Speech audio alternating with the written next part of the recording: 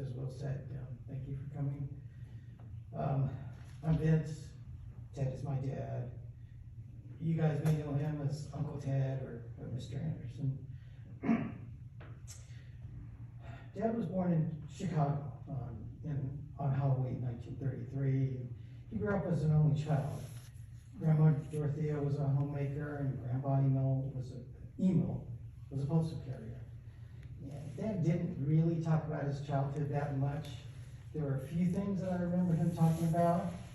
He did have an older brother who died before my dad was born, so I never got to meet him in real life. He was a youngster during World War II, and they used rationing stamps when they bought certain things like gasoline and sugar. When he was in school, he played first base when he played baseball, and he played center in football. He taught me and Will how to do long snaps for punts and field goals, but we never ended up playing the sport. He did start collecting stamps and coins at a very young age, and he continued that throughout his life. He's got piles of coins and stamps all over the house.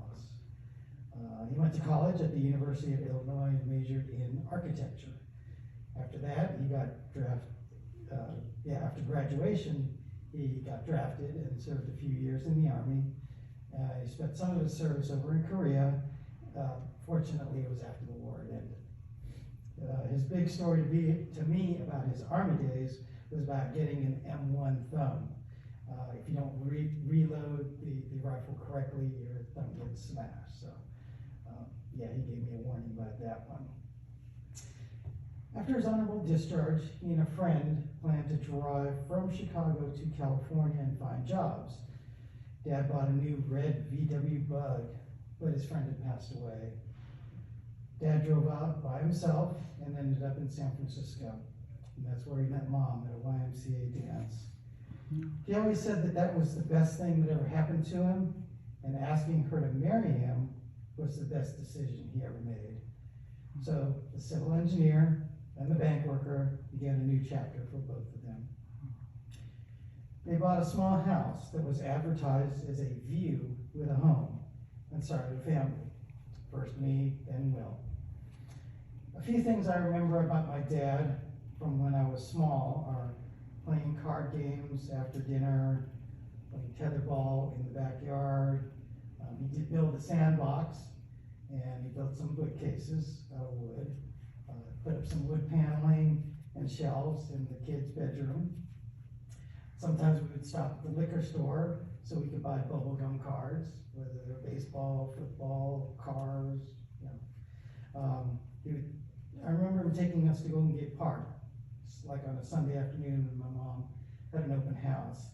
And we'd spend time riding our bikes, just me and Will. I don't think Dad knew how to ride a bike. And we would go to Giants and A's baseball games, especially on giveaway days where they give away bats and balls and batting helmets and what have you. My dad taught me to use some of the basic tools he had, and he would constantly bring home stuff like old radios and other discarded items. Don't know where he got them, but I would get the tools and start taking those things apart. It kind of gave me a sense of curiosity about how things worked, which pretty much set the stage for my future professional life.